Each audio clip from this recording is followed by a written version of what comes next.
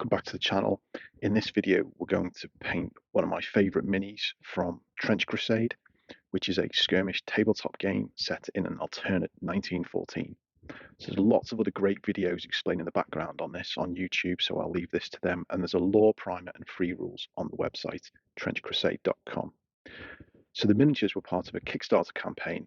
STL files have recently dropped to those who pledged, with public release due soon in the near future.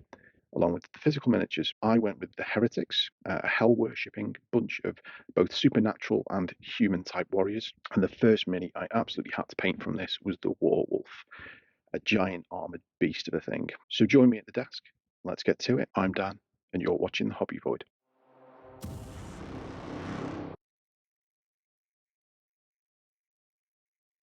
Okay, I'm just going for a neutral grey here for some dry brushing. So we'll go Pro Acryl. Neutral grey, however, Adeptus Mechanicus grey or anything like that be absolutely fine. A little bit of moisture into the dry brush. You can use a sponge or a wet paper towel, stops that getting chalky. Again, we're not going to dab it on paper towel. Don't want a chalky finish. Just dab it on the palette until we've removed most of the paint. I'm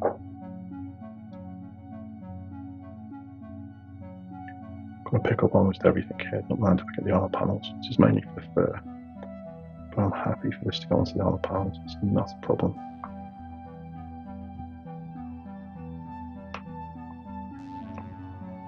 But less is more with the dry brush. Go back, do multiple passes. If we're too heavy, we ruin the effect. So I want the fur on this particular wool to be more of a kind of black wool fur as opposed to like a brown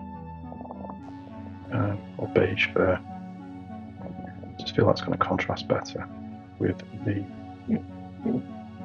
armor panels, their eventual shade, which will be quite sort of rusty. So there'll be lots of browns in there, so I don't want the whole thing to appear brown.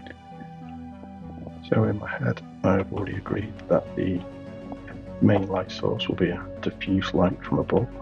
The majority of the artwork I think is very overcast and dull, so I'll have a diffuse light from above.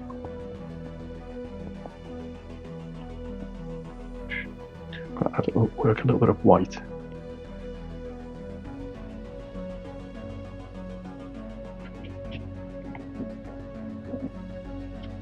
I'm going to take a lot more off the brush than before and do much lighter, softer passes on those upper areas.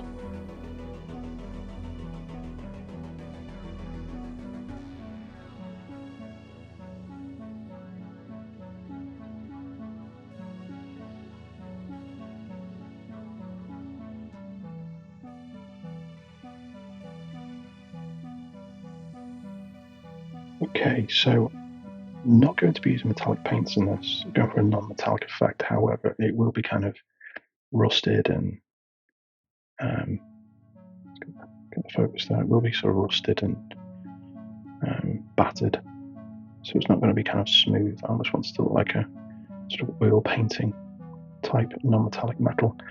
So we're going to introduce a couple of sort of hues into it. Just going for a kind of a bluey green, emerald in this case by Vallejo. Dark sea blue, which is a colour I absolutely love. It just colours beautifully. It's got this very, very deep grey blue colour. I'm going to apply those with a dry brush in a stippling fashion. You can of course use a sponge. A lot of people probably would use a sponge for this. I just quite like using a smaller dry brush.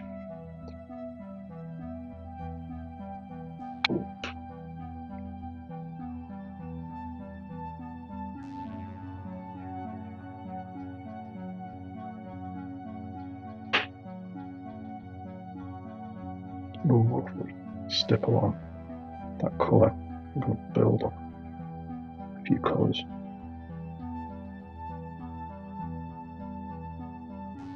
We're quite messy with this, as long as I don't get it onto the fur. It's not the end of the world if we do. Very subtle at this point, especially over the black.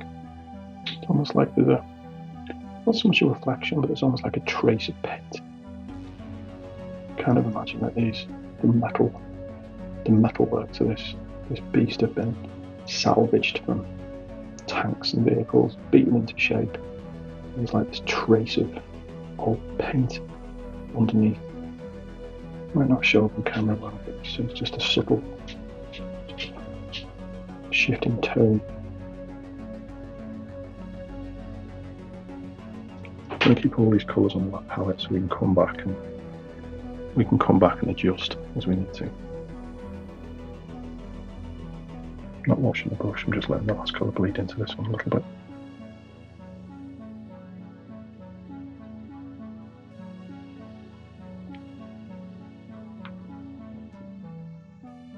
So at this point I'm not really thinking about light and sort of where the light's coming from.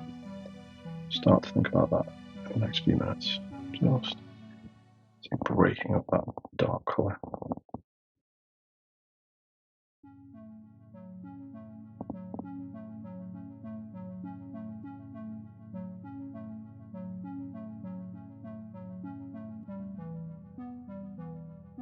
I'm going to reintroduce some of that neutral grey we used on the first dry brush. Let that bleed in now. It's already a little thinner than the Vallejo paint, so I'm not going to let that down any further.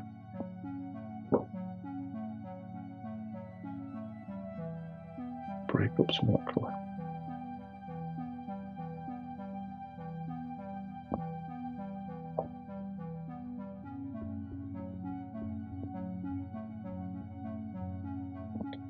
The use of this grey is just setting us up for the next stage, which for speed will be dry brush, but we'll reinforce it with some edge highlighting. Don't have to do that, you can leave it there if you wish. I mean, you can leave it here if you wish. Let's go back to the other palette and start to light a little.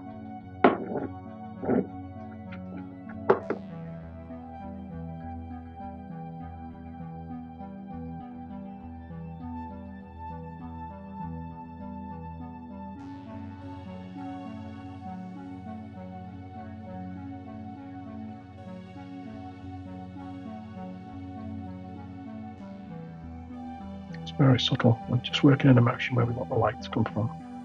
So it catches those edges first. Bring some of that white in that we still had on the palette from earlier. It's still wet.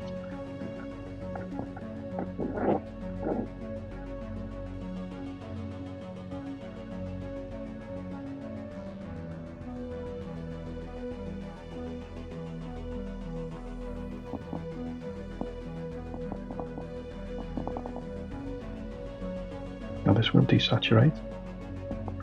We'll go back. Just bring that back to life. So I'm just back and forth now to the wet palette until I get an effect that I quite like. I want to bring back some of those colours in the lower areas. I don't want to undo too much of that dry brushing, but I do quite like some of that green effect. So you can use the dry brush as a lighter undercoat to make these colours bond a little. We catch them, just reinstating a little bit of that green. Okay, moving to some details. I'm going to use some Shapti Bound. I'm going to come back to the armour shortly, because you can leave the armour there if you want to, and we just finish off with the details.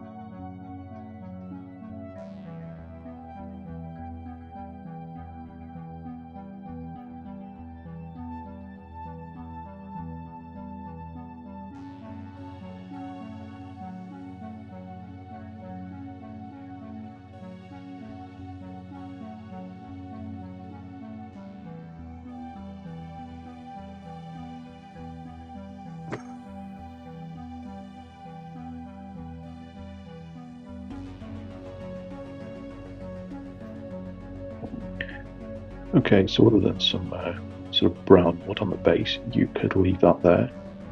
You've got a perfectly good tabletop ready piece. Just put a little bit of brown wash just on the claws there, just to darken them down. Give them a slightly dirty stained look. Again, you cover all the feet and the claws in mud, blood, whatever you want. Okay, however, if we want to take this a stage further, we're going to add some rust to the armour. We'll do that with some orangey browns. So I'm using orange oxide here from Pro Acryl, but you could use a Mornfang brown or a flat brown and mix a little bit of orange through it until you get something akin to rust. Or you could use a rust specific product like Dirty Down Rust, for example, which is a great product.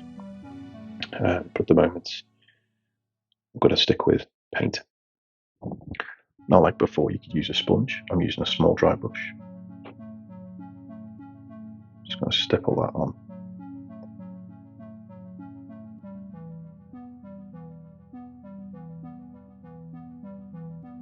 That's going to complement those blue hues that we already had in the armour. Can we come back and build up in layers? So we don't need to be too heavy. We can add more if we need to.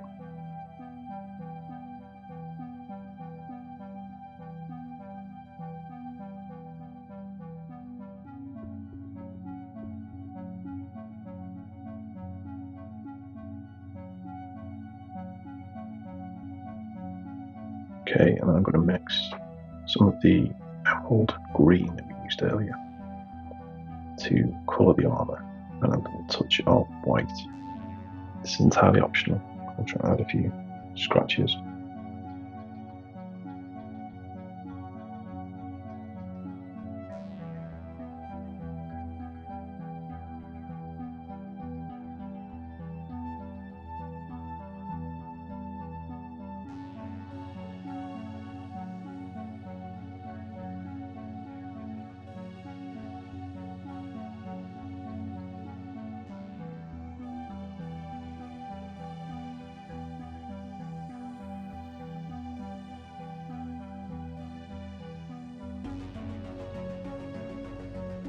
With the same colour, again, entirely optional, start to edge highlight some of the armour panels, and that will just help us increase our contrast.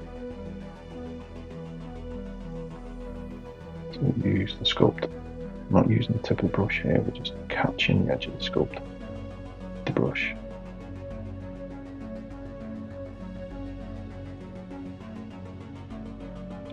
Focus on those upper facing edges. This paint goes on quite bright, but it dries a little darker.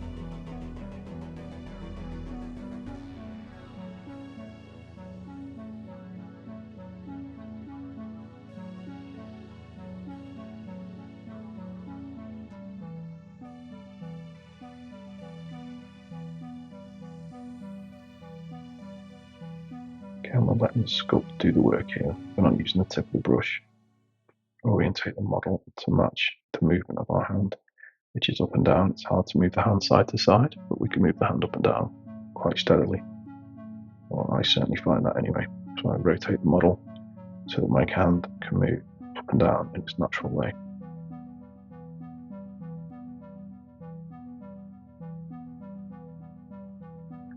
And I think this really sets off that orange and sort of green blue, almost blend that we've got on the armour as well there.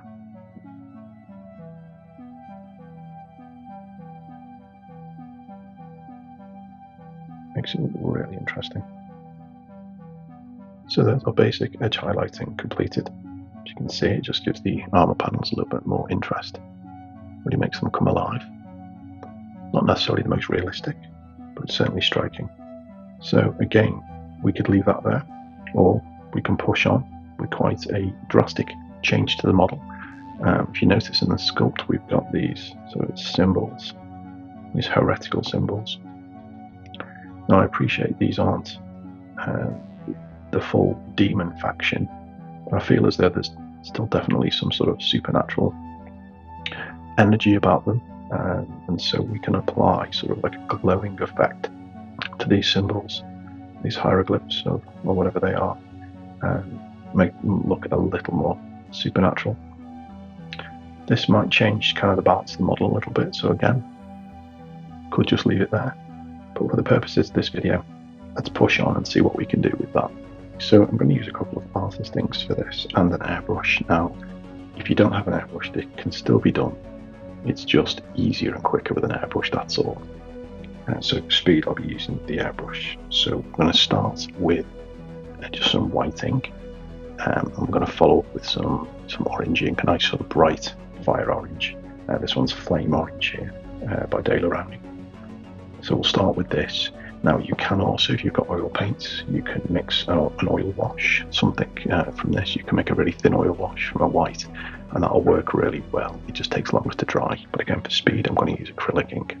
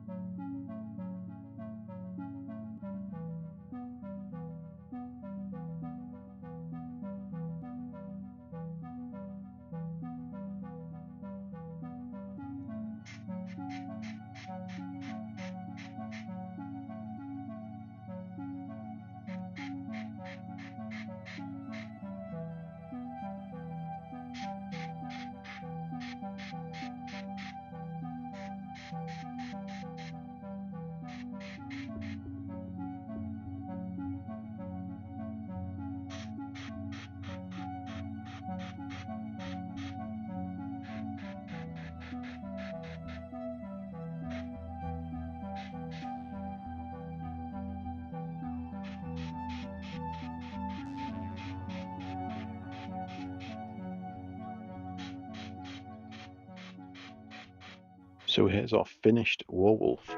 Now, I'm not a fast painter by any means, but those first stages took around about 45 minutes to get done, and I'd be quite happy to use that in a tabletop game. And with the edge highlights and the glow effects as well, probably another 45 minutes. So about an hour and a half went into this model, which for me is pretty quick. So not exactly speed painting, but I think you'll agree it's striking. Don't forget, if you like the video, give us a thumbs up and subscribe if you don't want to miss a future video. Thanks for watching.